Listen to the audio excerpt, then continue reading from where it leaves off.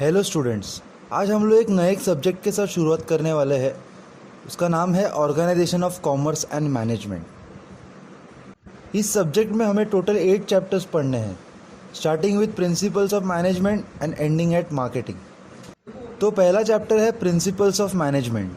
तो students, management आज के तारीख में हर एक ऑर्गेनाइजेशन का एक इम्पॉर्टेंट पार्ट हो गया है।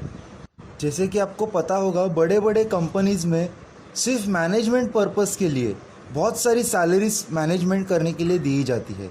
जैसे कि आपको गूगल के बारे में पता रहेगा, सुंदर पिचाई ये गूगल का मैनेजमेंट करते हैं, जिनको 15 crore salary, basic salary 15 crore उनको दी जाती है सालाना, दैट इज़ पर ईयर। बाद में सत्य नडेला ऑफ माइक्रोसॉफ्ट, उनको 18 करोड़ रुपए सैलरी दी जाती है।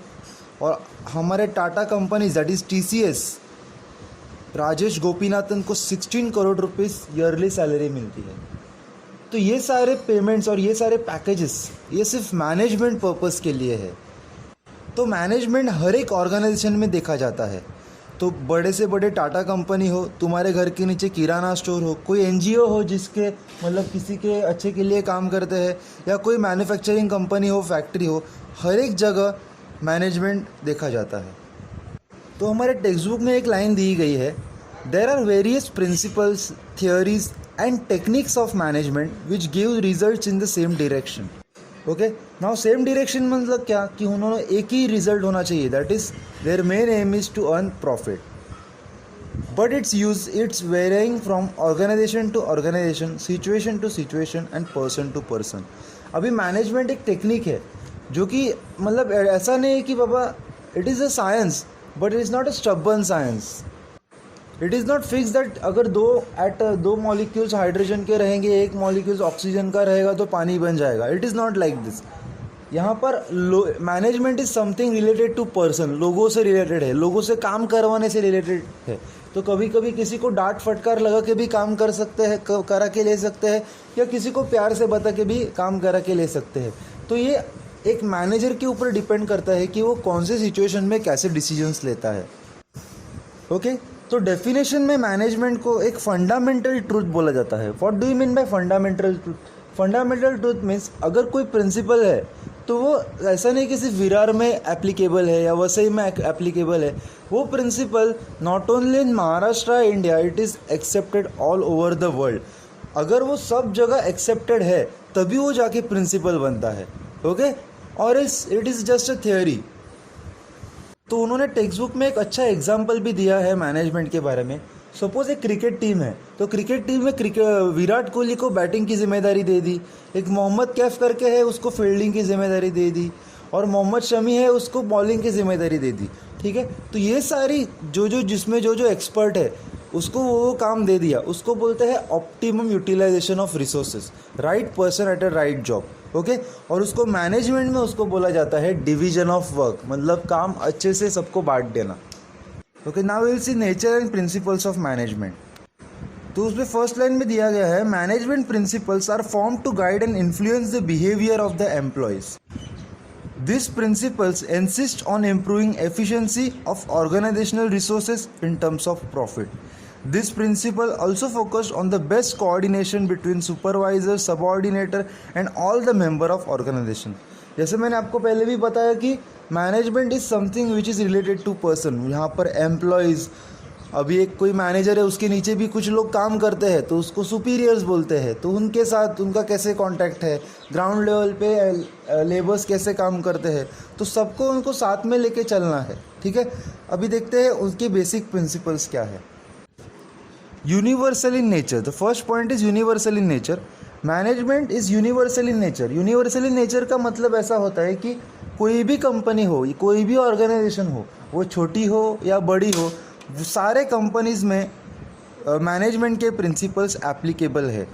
ये बात एकदम बराबर है कि वे वैरी हो जाएगा, मतलब एक कंपनी में मैनेजमेंट प्रिंसिपल अप्लाई करने का तरीका, दूसरे कंपनीज में मैनेजमेंट प्रिंसिपल अप्लाई करने का तरीका अलग अलग होगा, पर मैनेजमेंट के प्रिंसिपल एप्लीकेबल यूनिवर्सल है, सारे कंपनीज में होंगे ही।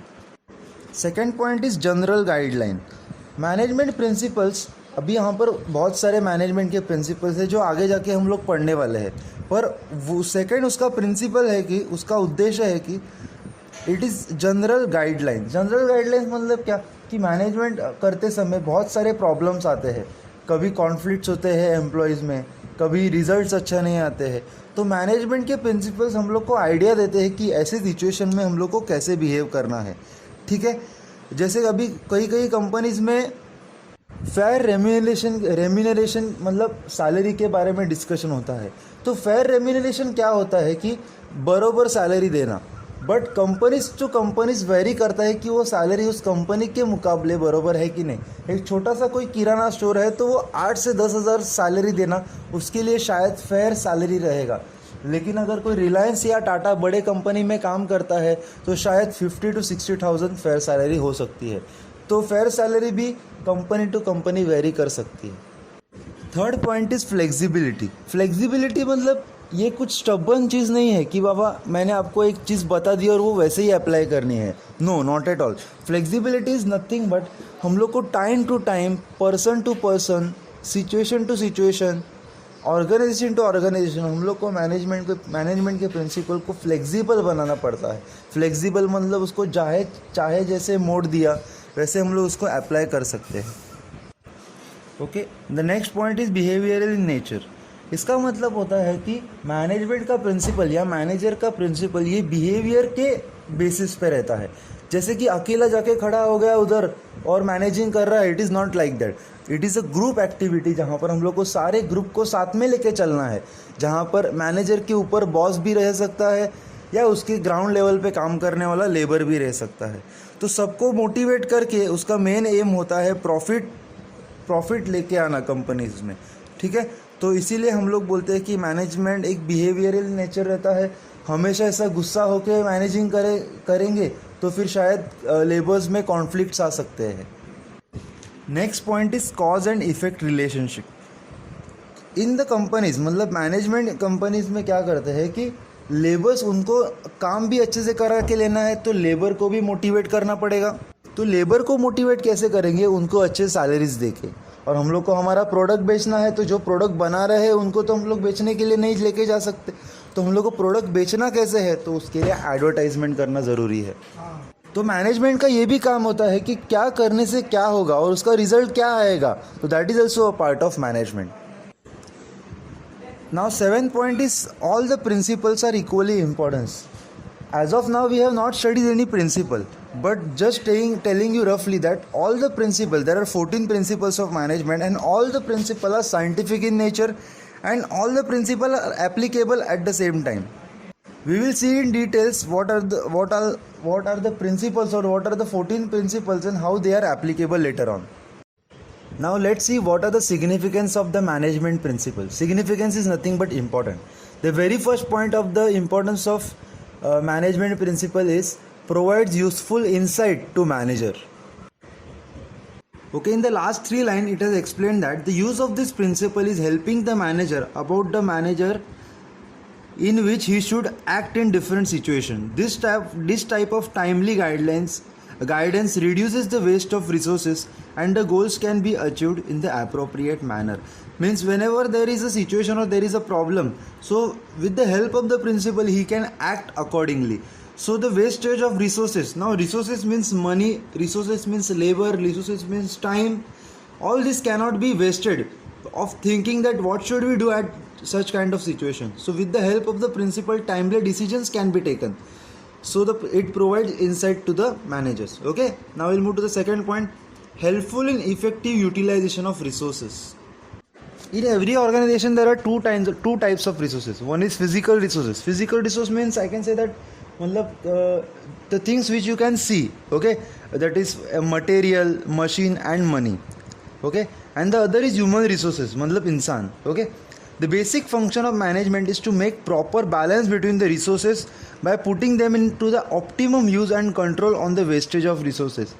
Optimum use is something that, see, if you have laborers in your company and your laborers are doing time pass during their job, so it is a wastage of time because the production is get stopped. So the management should keep a keen eye on all the laborers. Now another point is There should be good environment in the working place. Good qualities of tools, machineries, technology should be used so that the human resources can be used for the maximum productivity for the company. Okay, the next point for the significance is scientific decisions. In business organization, a scientific decisions means systematic or balanced decisions. It is not trial and error method. Trial and error method, I'll tell you that, see, कैसा होता है ना कि ऐसा करके देखते हैं, देखो क्या होगा, ऐसा करके देखा तो क्या होगा. It should means it is not sure that what will happen. Okay, so it is trial and error method cannot be used in the big organization. Then if you are using trial and error method, there would be loss of money, loss of resources, okay, and loss of everything. So these principles of management helps the manager to take scientific, that is the balanced decisions by analyzing the situation and search the correct alternative solution for the each. The next point is understanding the social responsibility. Okay, I'll tell you this whole point in Hindi only. देखो, understanding social responsibility मतलब क्या कि ऐसा नहीं कि मस्तबी की labour से काम करा के लेने का, उनको पैसा भी नहीं देने का, प्रोडक्ट बेचने का, पर प्रोडक्ट में कुछ क्वालिटी भी नहीं होनी चाहिए, वर्किंग एनवायरनमेंट में कुछ भी फालतू टूल्स यूज़ करने के ताकि पैसा बचे और एक बार काम चला के ले ले, और हम लोग जो भी प्रोडक्ट बना रहे हैं वो एकदम हाई प्राइस पे बेच दे. नहीं, it is not like that. Social responsibility means हर एक जो भी कंपनी ऑर्गेनाइजेशन से रिलेटेड है उसको सेटिस्फैक्शन देने का. दैट इज़, अगर एक आदमी काम कर रहा है तो उसको रेम्यूनरेशन अच्छा मिलना चाहिए. अगर किसी को हम लोग प्रोडक्ट बेच रहे हैं तो वो प्रोडक्ट एक रीजनेबल प्राइस में होना चाहिए, जिस प्राइस में बाकी सारे कॉम्पिटिटिव प्रोडक्ट्स अवेलेबल है हमारे पास. एक हेल्दी वर्किंग प्लेस होना चाहिए, टूल्स एंड इक्विपमेंट्स अच्छे क्वालिटी के होने चाहिए. ये ओके, तो ये सारी चीज़ें हैं जो हम लोग सोसाइटी से रिलेट करते हैं, उसको ही हम लोग सोशल रिस्पॉन्सिबिलिटी बोलते हैं. The next point is the fifth point, encourages research and development. Okay, तो management principle is dynamic in nature. Dynamic मतलब क्या कि हम लोग को चेंज होते रहना चाहिए, उसको डायनामिक बोलते हैं, but change for good. Okay, कुछ अच्छे चेंजेस लाने के. अब मैनेजिंग करने का तरीका 20 साल 30 साल पहले था, वो अभी हम लोग अप्लाई नहीं कर सकते, या शायद अप्लाई करेंगे तो उसका रिजल्ट कुछ और आ सकता है. तो जैसे जैसे वक्त बीतता जाएगा, हर एक मैनेजर को उसके प्रिंसिपल का एप्लीकेशन को मॉडिफाई करके अप्लाई करना ज़रूरी है. और यहाँ पर मैनेजर को लिबर्टी यहाँ मतलब आज़ादी है उसको कि उसके डिसीजन उसके हिसाब से लेने की, ताकि जैसी जैसी सिचुएशन आए वो अपने डिसीजंस को मॉडिफाई करते करते उसको अप्लाई कर सके. तो यहाँ पर मैनेजर का मेन काम है खुद को डेवलप करते लाना, खुद को नए नए आइडियाज़ लेके आना. तो अगर आपको पता रहेगा, कंपनीज़ में R&D करके एक डिपार्टमेंट रहता है, उसको हम लोग बोलते हैं रिसर्च एंड डेवलपमेंट. उसमें भी वही काम है, हम लोग को अलग अलग नए रिसर्च करके नए एप्लीकेशंस करने पड़ते हैं. ओके, तो इसीलिए इस पॉइंट को इस प्रिंसिपल इम्पोर्टेंस में डाला गया है. Okay, the next point is helps in coordinate and control. अगर आपको पता रहेगा कि हम लोग अगर स्कूल में भी जाते हैं तो हमारे फ्रेंड्स के साथ हर दूसरे दिन हमारा झगड़ा होते रहता है, ठीक है, और स्कूल में टीचर्स रहते हैं जो डांट फटकार के हम लोग को झगड़ा शांत करने को या क्लास को शांत कर देती थी. लेकिन कंपनीज़ में ऐसा नहीं होता. मैनेजर छड़ी लेके कहीं जा नहीं सकता कि चलो किसी में कॉन्फ्लिक्ट्स हो रहे हैं तो उसको 2 बजा दिया और हो गया. नो, मैनेजमेंट का काम सबसे डिफ़िकल्ट यही होता है कि उसको कोऑर्डिनेट करना पड़ता है और कंट्रोल करना पड़ता है. कोऑर्डिनेट करना पड़ता है मतलब अभी हर एक चीज़ में ना अलग अलग डिपार्टमेंट्स होते हैं. एक अकाउंट्स डिपार्टमेंट होता है, एक मैन्युफैक्चरिंग डिपार्टमेंट होता है, और वहाँ पर भी हर लोगों में थोड़े बहुत कॉन्फ्लिक्ट्स होते रहते हैं. तो ये कॉन्फ्लिक्ट्स को संभालना, वो लोगों को कोऑर्डिनेट करना, सबको कंट्रोल करना, ये सारा काम भी मैनेजर का ही होता है, ठीक है. और मैनेजमेंट का 7 पॉइंट है, importance of principles of management का 7 पॉइंट है, develops objective approach. Objective approach in the sense, business का मेन ऑब्जेक्टिव रहता है प्रॉफिट मैक्सिमाइजेशन. ओके, अगर कंपनी में प्रॉफिट नहीं है तो वो पहले आइडेंटिफाई करेगा कि बाबा प्रॉब्लम एग्जैक्टली है क्या. Okay, so after seeing the problem, for example I am saying you कि अगर हमारे पास जियो का सिम कार्ड है और अगर कंपनी ने देखा कि जियो के रिचार्जेस हो नहीं रहे हैं या लोगों ने जियो से ट्रांसफ़र कर लिया एयरटेल और वोडाफोन में, तो इसका मतलब ये नहीं है कि जियो का रिचार्ज महंगा है. तो उसका रूट कॉज क्या हो सकता है कि हम लोग को ऑर्गेनाइजेशन या मैनेजर को देखना पड़ेगा कि जियो के नेटवर्क में कुछ इशू है क्या, या जियो के मतलब टावर्स बराबर लगे हैं क्या, कि हमेशा प्राइस एक प्रॉब्लम नहीं रहता है। तो ये सारी चीज़ें आइडेंटिफाई करके ऑब्जेक्टिव दैट इज़ प्रॉफिट कैसे मैक्सिमाइज करना है, ये भी मैनेजर का ही काम रहता है। ठीक है।